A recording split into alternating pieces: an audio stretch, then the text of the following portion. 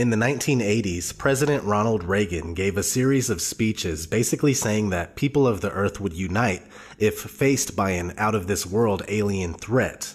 I couldn't help but say to him, just think how easy his task and mine might be in these meetings that we held if suddenly there was a threat to this world from some other species from another planet outside in the universe.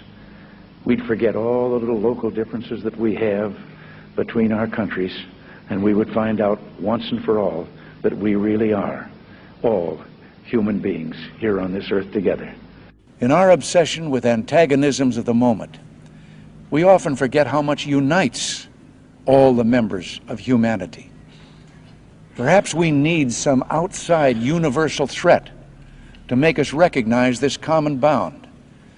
I occasionally think how quickly our differences worldwide would vanish if we were facing an alien threat from outside this world. At the time, nobody knew exactly what he meant, but they thought that he meant well. It wasn't until the 1990s when George H.W. Bush started to push the New World Order to the public that people began to understand the unity that Ronald Reagan spoke about.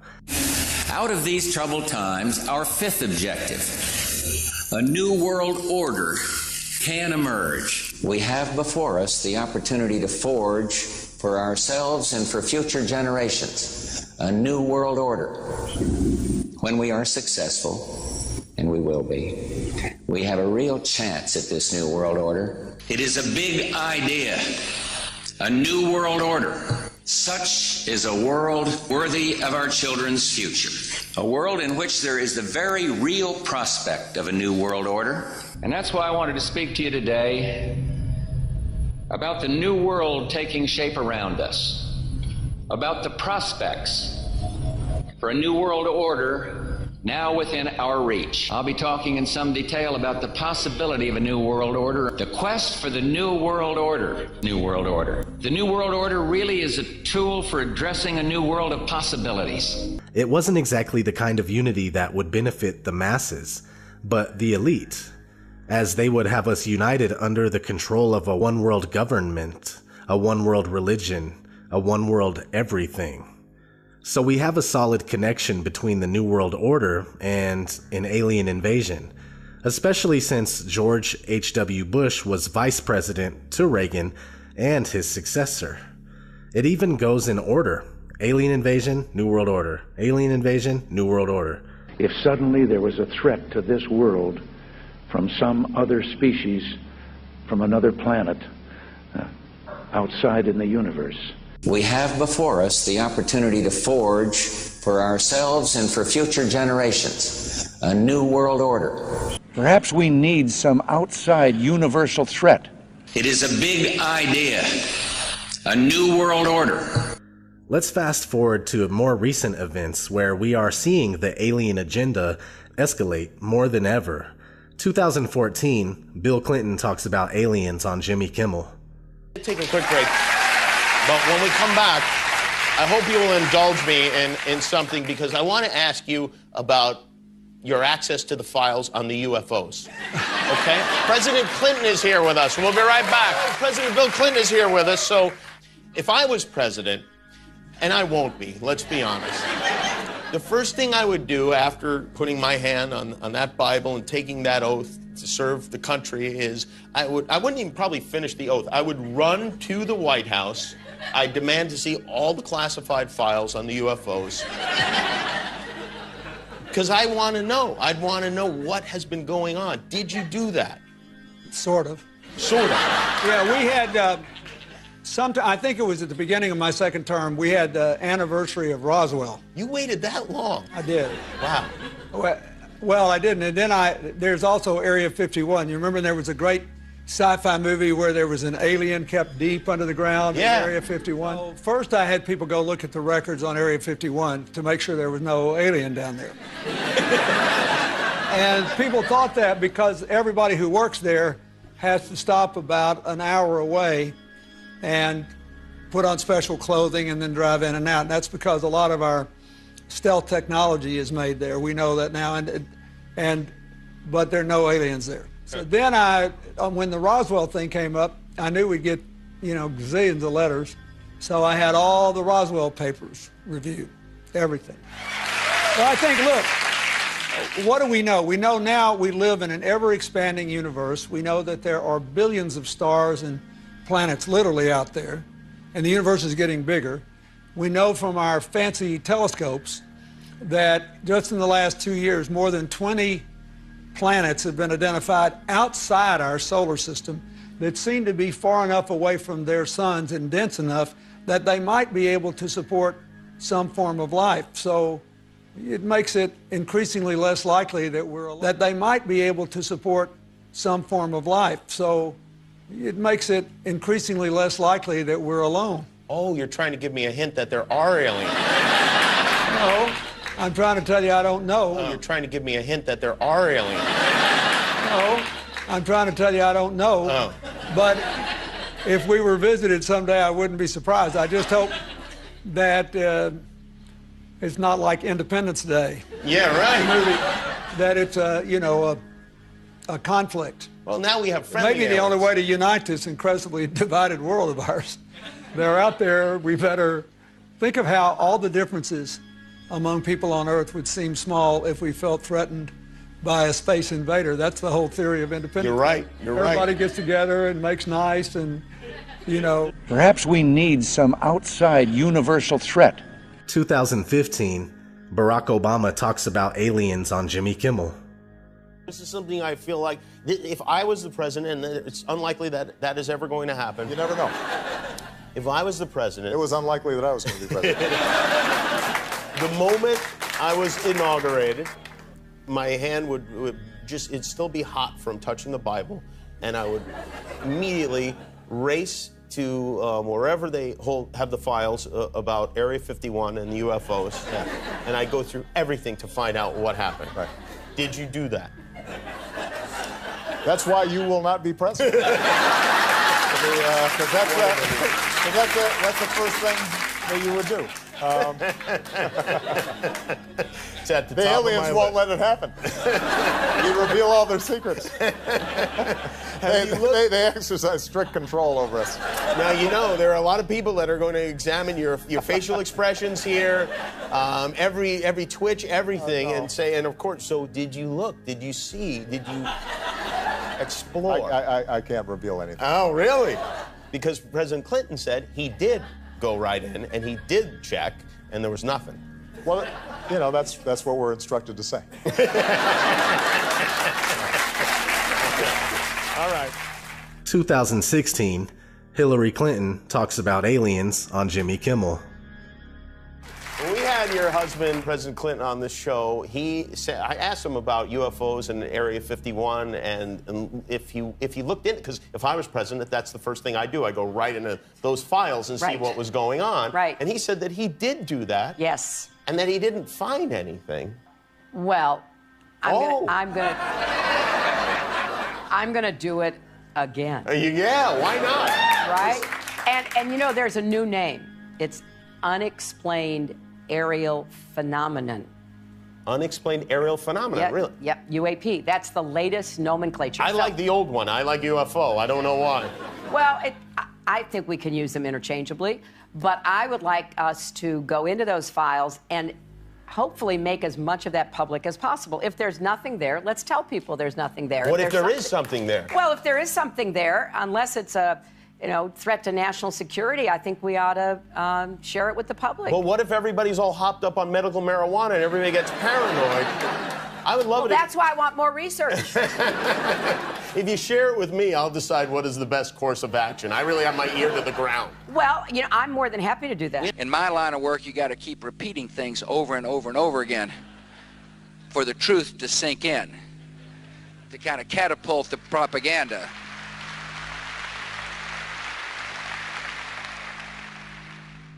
So you see, what used to pass for a tinfoil hat theory is now being pushed by the mainstream and accepted on a wide scale.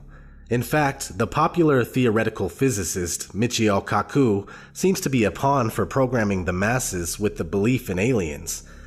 A crisis of leadership. We've been talking about this all week. But what if there was some sort of outer space crisis? An alien invasion sounds crazy, perhaps, but then who thought we'd ever see the stock market swing 5% a day all week long? So maybe it's not as far-fetched as it sounds. If aliens invaded, who would step up to lead us in that fight, and could we even win? That's just one of the questions the Discovery Channel's new series, Curiosity, looks at. Joining me now is physics professor Michio Kaku, who is a consultant for the series. Professor, welcome. The biggest question before we get any invasion is, do aliens even exist, and how would we know? Well, the Kepler satellite currently orbiting in outer space has identified about 50 planets that seem very much Earth-like. In fact, every week we discover another Jupiter-sized planet in outer space. Now, to be sure, most of them probably have no more than microbial life, just germs. But a few of them may have intelligent life, perhaps even more advanced than what we have on Earth.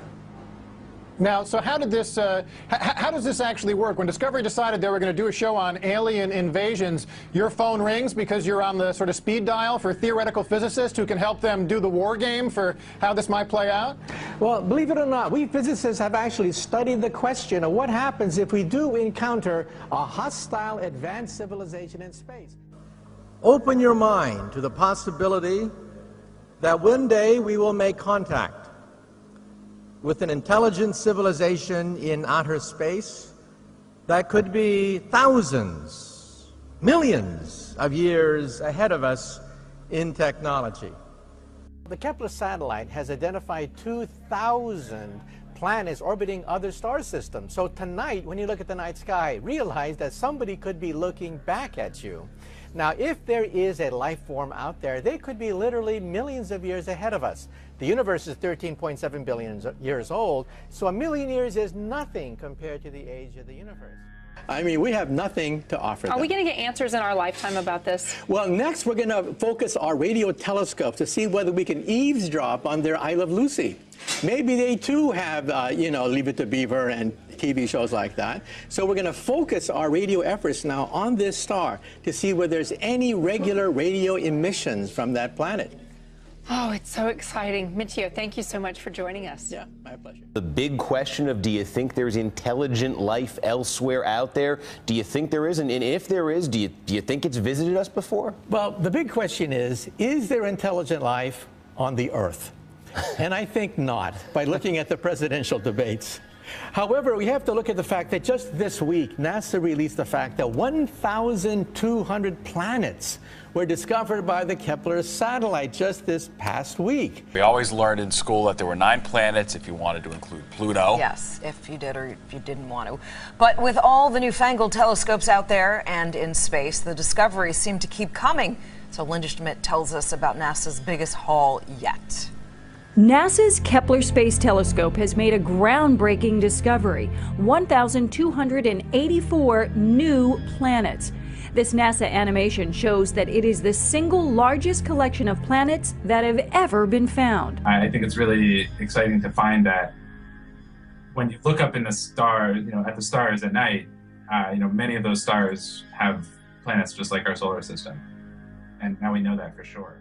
And so we now know that perhaps there are 1 billion Earth-like planets in our backyard, the Milky Way galaxy. Go out tonight and have an existential shock, looking at the night sky, realizing that there are probably 1 billion planets that are Earth-like. I think I only had to memorize 8 of them in school. I think I got off easy. And to think that we're the only game in town, I think, is kind of presumptuous. That question, though, the idea that there is intelligent life and it's been here, do you think we've been visited by extraterrestrial intelligent life? First of all, I think they're out there, okay? To kind of catapult the propaganda. Whenever a mainstream scientist says anything about anything, there are millions upon millions of people willing to form their belief system around the statements of that scientist. So here we are in 2016, and when you look at any online poll as to whether aliens exist or not, the belief in aliens always wins by more than half. So we have passed the tipping point for critical mass, which perfectly sets the stage for a Project Bluebeam fake alien invasion. Even though what we call outer space is not what we think it is, and we have never been to the moon or past low Earth orbit for that matter, NASA admits this on numerous occasions while you're not even paying attention.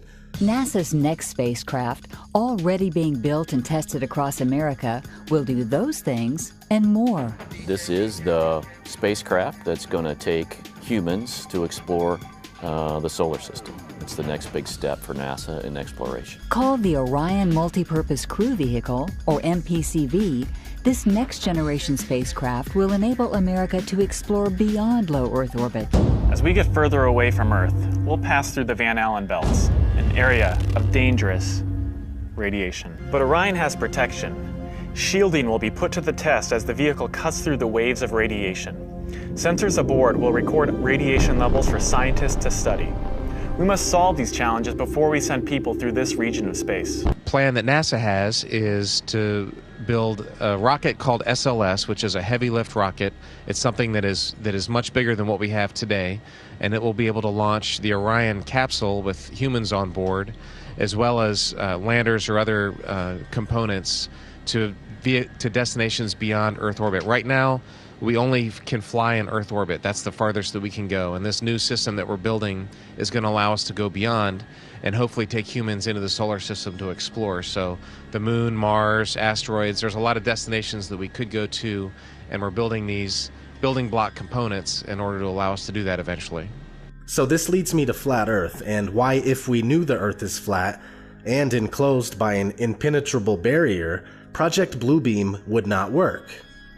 If we all understood the truth about where we live, most likely the belief in aliens would be very rare.